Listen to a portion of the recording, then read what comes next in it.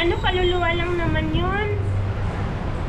Hindi naman totoo yun na para sa akin, parang binabato ako, binubuli Harapin ako. mo yung ano. Kung gusto mo umuwi o hindi.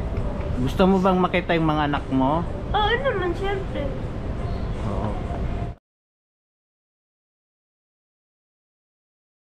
Magandang hapon mga kagapay, andito tayo ngayon sa dito sa ilalim ng Bully tulay. Bridge po. Ano po? Bully Bridge. Bully. Bridge, Quinta Rizal. Oh, Cainta Rizal pala ito. Bully Bridge. Parte na to ng Cainta Rizal. So, ayan, may nagugupit doon. Nandun yung si na kinausap natin kagabi. So, yun po mga kagapay ngayon si naman yung kakausapin natin yung tatay ni yung asawa ni Carding. Ayan. Makikita niyo po si Carding kasi kagabi may sabi kasi madilim pala yung natin kagabi. Oo. So hindi daw nila makita kung sino si Carding, sino yung isa na nagsasalita. So ngayon kakausapin din natin yung asawa niya. Off na po siya. Napos na naman ako mamaya. Hindi ko rin alam sa kanya. And ito po si asawa ni Carding. Ano po yung Tatay pangalan ko mo? yun, tatay ko po. Anong pangalan mo? Daisy po. Sabihin mo din ang pangalan mo to. Daisy po ang pangalan. Ayan, siya po si Daisy. Ayan po si Tatay Carding. Ayan. Siya po yung kagabi na kasama nung kinakausap ko na gustong sinabi nga niya uwi daw itong asawa niya. Ayan. Kumusta Carding? Okay lang po. Ayan. Dito po Magandang sila hapon po. na natutulog. Ayan. Parang maganda pala dito Hindi dito, pag mainit dito kami bumababa kasi Oo. sa kalitong kasi ang sobrang init. Oo, mainit. Mas maganda nga dito pag walang baha, no? Hindi Kasi bumaba, umaabot dito. oo, yung dun sa Muñoz, nilagyan nila dito, may mga kwarto sila diyan, nakala ko nga walang Dati tao. may kwarto dito, pinagtatanggal naman ng barangay. Lahat ng kagamitan namin, pinagkukuha nila. Oo, Hindi kasi ko nga alam nakakaano kung rin anong daw dahilan kasi bakit sa nila pinagkukuha eh. Oo. So hindi rin natin Naghirapan namin mga kagamitan namin. Bakit nila kinukuha? Pero yun din kasi yung nila kasi nakakaano daw sa pag may baha. Kumbaga Hindi sir, kami.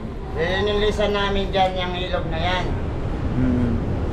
Eh dapat naman sa barangay naman, kung oras naman dapat, pagsasabihan kami na hindi sana kukunin yung kagamitan namin dahil kami, nabubuhay kami sa lakas namin. So, Ate DC, ilang taon ka na po? Ano po, 40 na po. 40 ka na. Ba't wala po kayong wala pa kayong asawa? Dati may asawa na ako dati at may mga anak na ako. I mean, yun nga. Pero, may anak kayo nung unang asawa mo. Oo, opo. Ilan naman po yung anak niyo? 6 po. 6. Nasaan po sila? Nasa Mindanao. Sa Zamboanga? Opo. So, ilang taon ka nawala nandito sa... Kung hindi ako nagkamali, 5 taon mahigit sa lahat po. Walang 6 na taon na. Oo nga, matagal na pala. Poblasyon si Bugi. Ano yung mga address mo? Taga pa nga dyan to. Kausap ko ito kagabi. Oo.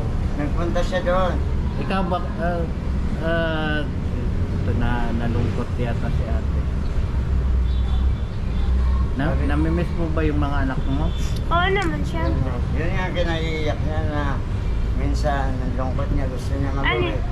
You cry your baby? O cry your hips? Yan po. Si ate parang... Baby, anak mo rin naman siya sa kabila, di ba? At real naman ko naman siyang sister. Bakit na ibang time at Paano kung iba at nandoon pala at wala dito? Kasi wala rin doon. Usapin mo na. So yun nga si ate gusto daw makauwi kasi nga nandun yung mga anak niya. Parang naging stress na rin po si ate. Ang itim-itim ko kung kailan nagkataon na. mas mabata pa sa akin, oh. Parang stress po si ate. So dito Ate DC, ang trabaho mo lang din, anong pinagkakabalaan mo dito? Ano, minsan kami lang, kasama lang ako ni tatay. Nangangalakal. Oo. Minsan magbugas ako tulo, minsan bihira lang hindi ako nagluluto. So ito po yung ano nila, dito po sila naghugas ng mga plato. Saingan namin boss. Oh. Ayan yung saingan po nila. Boss, paliwanag na lang po. Ang pangalan po niyan, Lorena Vidor Losares.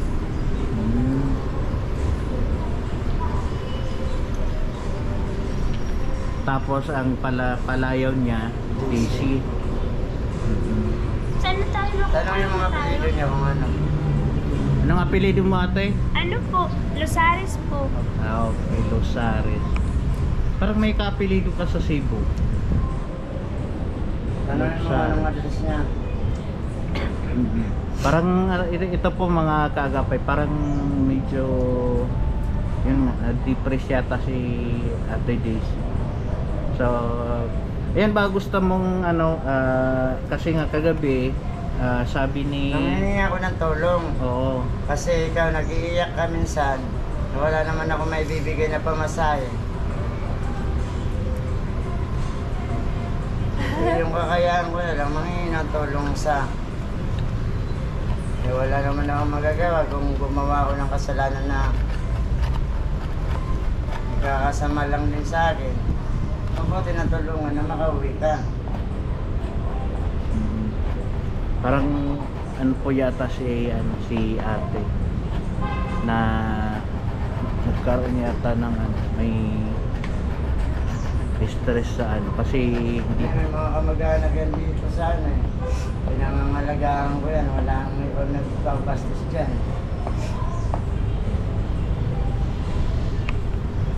so yun mga kagapay, Taon na ako nagsakripisyo. yun nga yung inaano po nila nasa na Pero kahit nasagutin mo tanong niya. Ano, kaluluwa lang naman yun. Hindi naman totoo yun na para sa akin, parang binabato ako, binubuli Harapin ako. mo yung ano. Kung gusto mo umuwi o hindi. gusto mo bang makita yung mga anak mo? Oo naman, siyempre. Oo. Ano po si nanay parang yun nga na depress yata kasi matagal din po niyang hindi nakita yung anak niya. Nag-iiyak yan mag-isa. Nag-iyak daw siya mag-isa. Siyempre namimiss din niya yung anak niya. Ikaw ba naman mawalay ng ilang mag-anim na taon po. Opo. So tsaka dito rin po wala silang kabuhayan, tanging lang po May ganitong kami pangangalakal. dalawa. Nangangalakal po sila ni Tatay Karting.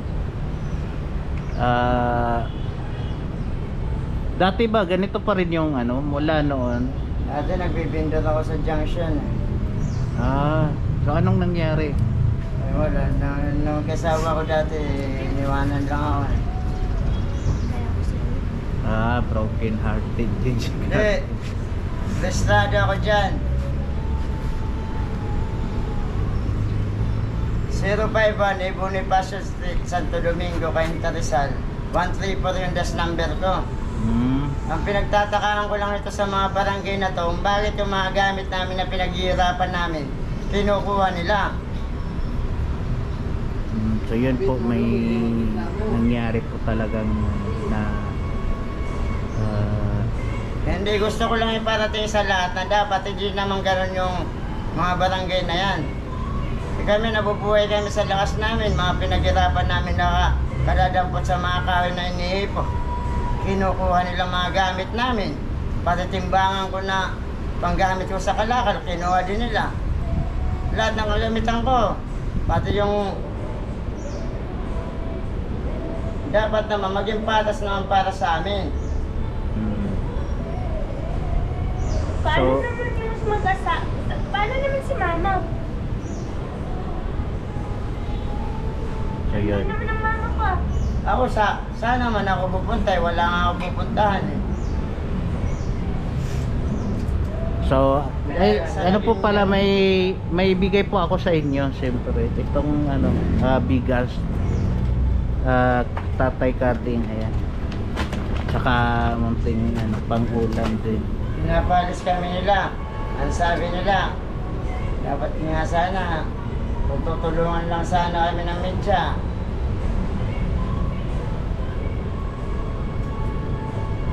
Asan yung karapatang pantao mo na gano'n? Tama din naman. Anong ginagawa nila sa amin? Papalisin na parang aso. Pagkukunin yung mga kagamitan Thank namin. you po dito, Papa Wong. Mr. Wong. So yun tayo, Kuya Carding, maraming salamat at yan po, medyo na ano na si tatay kasi may pinaghuhugutan pala siya na Ako nasasaktan din ako. na nangyari sa Pero kanya. minsan hindi ako nagingin ng tulong sa kanila na nagsasabi na may tulong sa munisipyo na nagbibigay ng pera at saka ano. Minsan wala pa akong lista doon. Minsan hindi ako nag-ano sa kanila. Dahil ang gusto nila, isasagabal ako. So yun po, kaya ito ngayon medyo na ano si tatay kasi nga dati pala siyang ano nagbibindot. Pindot ako dati. Naoperahan ako sa Amang Rodriguez 2014 March 1. Bakit anong nangyari Sa appendicitis po. Ah. Ang nag-release sa akin, si Naris at saka si Mayor Nito, kauupo pa lang nun. Dapat bigyan niya na naman nila ako ng karapatang pantao ko. Hindi kung kusang itataboy. Lahat ng kagamitan ko, pinagkakakarga nila. Dapat nga, taguyod kami na tulungan kami ng gobyerno. hindi, kahit lang masisulungan na hindi naman kami nananamantala, boss. Pinagpapaguran namin, kinikita namin. Tama. So ito po, dito po sila na Ang punong kapitan dito, boss, sa Bonifacio, si Janice Taxagum po. Kaanap pa siguro yan ang asawa ko eh. Yung asawa mo Dahil dati. yung ano pa lang yan, kagawad pa lang yan, ibinubuto ko na talaga yan. Pero dapat hindi naman galit-garapal yung mga barangay niya na umano sa amin eh. Para kami mga aso eh. Una nga dito, nagsasayang ako, bawal daw dito. Hindi pa lutong sinayang, inablot ko na. Hindi niya alam, pinagpapaguran namin yon. Grabe talaga. Ganun talaga pag ano kuya, pag nasa ganito kang sitwasyon, basta ka na lang talagang sinisita na walang, parang hindi tao. Pero minsan hindi ako nangingi sa kanila ng bigas. Hindi nga rin ako nangingi ng ayuda kahit isang beses eh. Anong wala talaga kami paunahan sa team, tatay? Pero dapat maawa naman sila sa amin.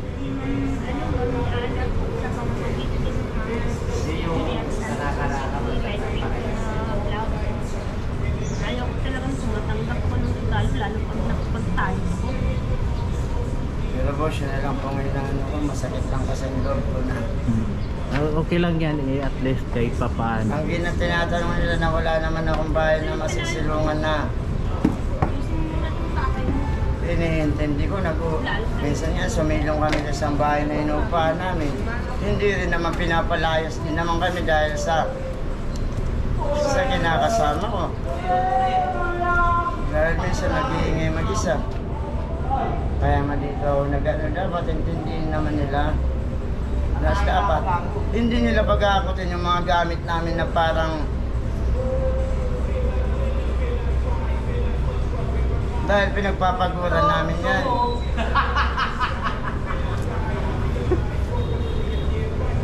Viral to, viral. Sino yan? Yan na lang masasabi ko.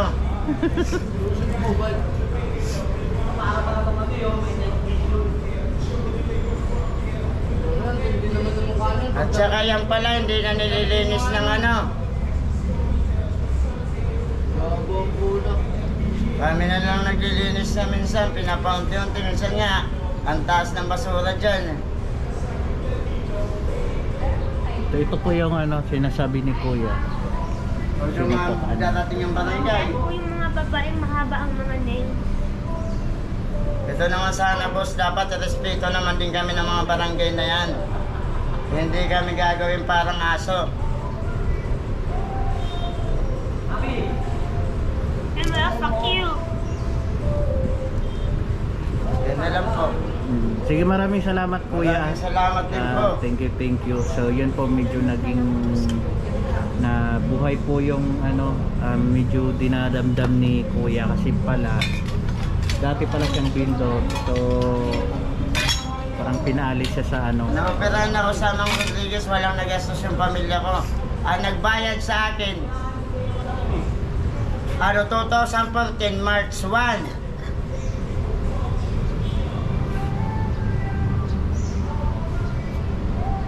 Si Nito at saka si Nares ang binigyan ako ng ano ng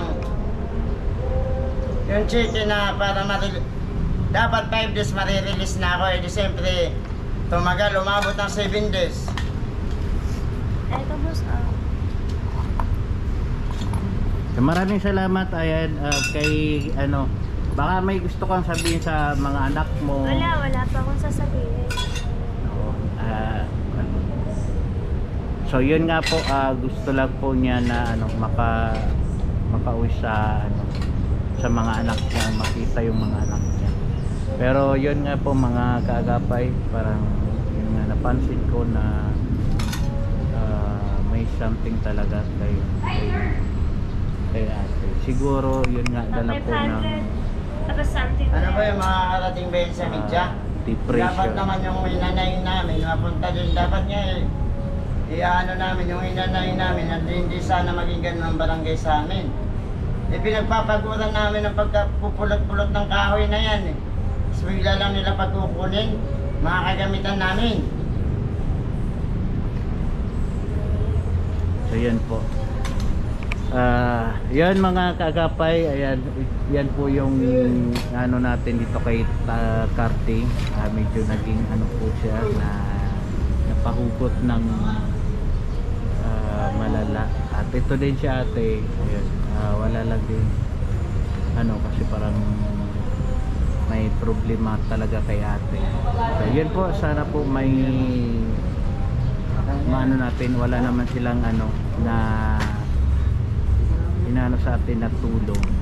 Basta ang gusto po nila, gusto ni Kuya Karting, makauwi daw tong si ano, si DC. Kasi nga po, Ferdinand Rosales po. oh, minsan Wala naman po kuya, no? Hindi ko alam kung anong pinagtatampo ko kay Kap. Siguro hindi ko kailangan ng pamilya at mga anak dahil hindi ako mabubuhay pag walang lalaki. Hindi nga akong water tank. yan. So sige po, yun po, mapapansin niyo po yung mga sinasabi ni ate. Parang Pwede mo naman kami matulungan ata. Kaibigan, na sana maramdaman naman yung kapitan dyan kung anong kapitana ba, kung anong ginagawa ng mga barangay niya sa amin. Kilala naman ako niyan eh. Dahil mula pa ng kagawad dyan. so dito pa rin, inano pa rin nila kayo dito? Para tayong Dito, yung pinag-aakot nila yung mga gamit namin, pinagkakarga sa truck. Oh, not true. Not true. Kasi kung nga nga Matapos doon. pumupunta pa sila dito.